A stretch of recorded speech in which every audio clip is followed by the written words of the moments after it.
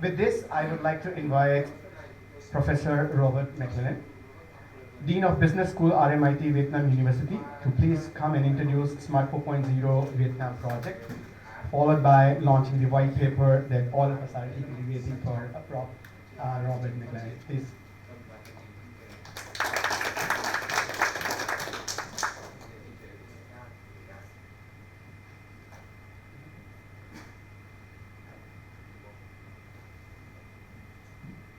His Excellency, Professor Din, Mr. Din, and Ms. Sandra, thank you very much for your presentations. Welcome everybody else, academics and leaders in Vietnam. Thank you for these perspectives on the landscape in Vietnam, very well informed. My job today is to change the focus of what this event is about, and I'm going to tell you a story about the genesis of this white paper. And first of all, I should enlighten everybody that Ms. Helena Pham, if you'd like to stand, Helena. Ms. Helena Pham is responsible for the genesis of this paper. And you can sit down now. So 2 years ago, Helena, who is the chair of the Industry Advisory Board, planted a seed with my managers, my staff, about Industry 4.0 assessment in Vietnam. It was a gap, it was a need, and it was also right in the middle of COVID. And we knew that there was a technological revolution about to happen, not just a technological one, but a complete revolution about the way we work, and that would be influenced by technology. And so it was very important for us to be able to assess the readiness of industry in terms of their preparedness for Industry 4.0. This has now developed in a big way into digital transformation, into the way we work practices, but at that time Industry 4.0 was seen as the big focus. And so, in planting that seed, she sort of let us know that she would like her business to work with the university to develop a measurement tool which could be used in that assessment. The tool already existed, it was in the hands of Consulus, but we had to understand the way industry and business would receive this. And so, effectively, without actually saying this, she commissioned RMIT to undertake the research project. So that was in around about April 2021. By the time we got our act together, and what with COVID and things like that, we began the project probably in the summer, and it lasted for about 7 months. And during that period, we were able to look at the 8 sectors of Vietnam, the 8 business sectors. We were able to survey, again, just coming out of COVID, at least 500 businesses, so 553, which is a mammoth task, and also interview in depth about 100 managers involved in those industries. So that took at least 6 months. And what with the sharing of the information, in about the April of 2022, the university decided to launch that research in the form of a white paper. Yes, there we go.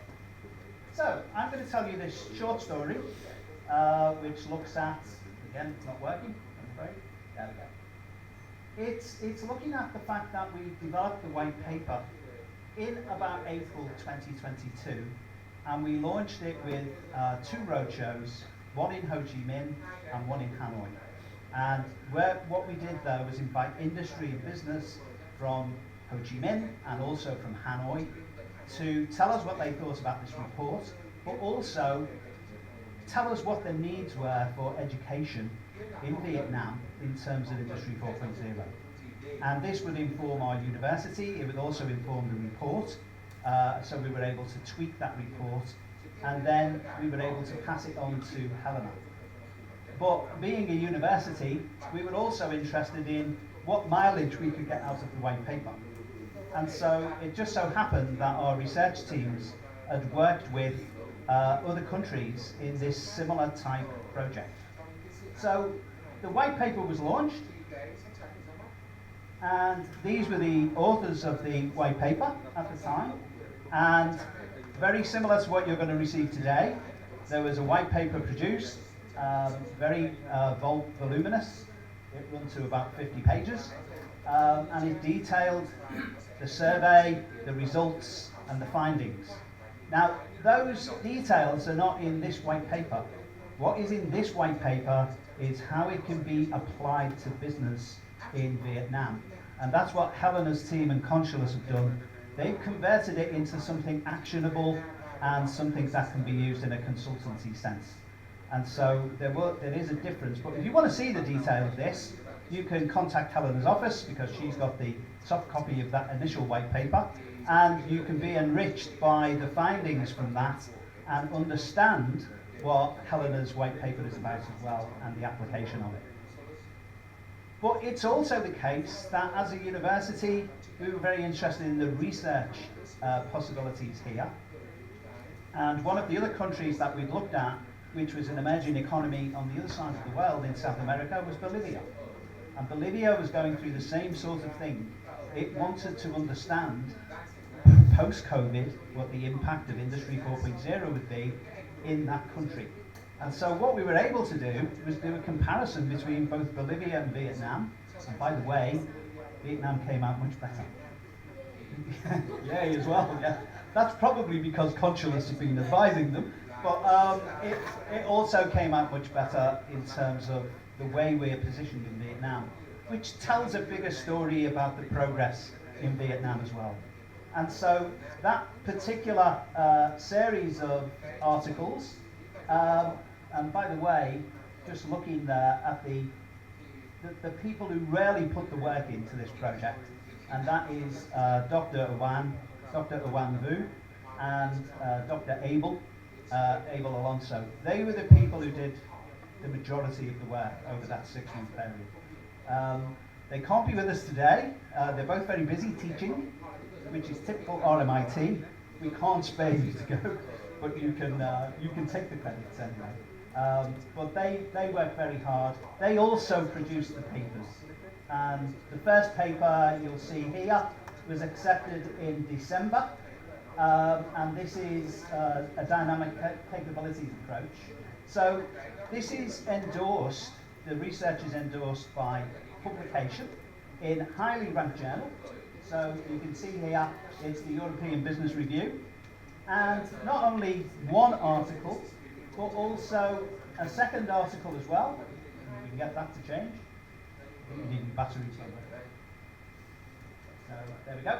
So a second article in a knowledge management journal, which is one of the highest ranked journals in the world at the moment.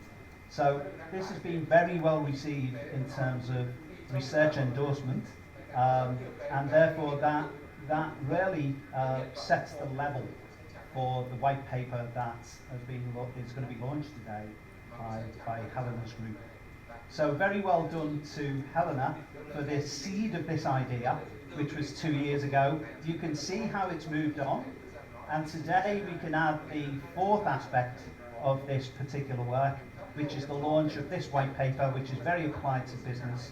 And I can also let you know that there is a third article in production, and again the target is a highly ranked journal.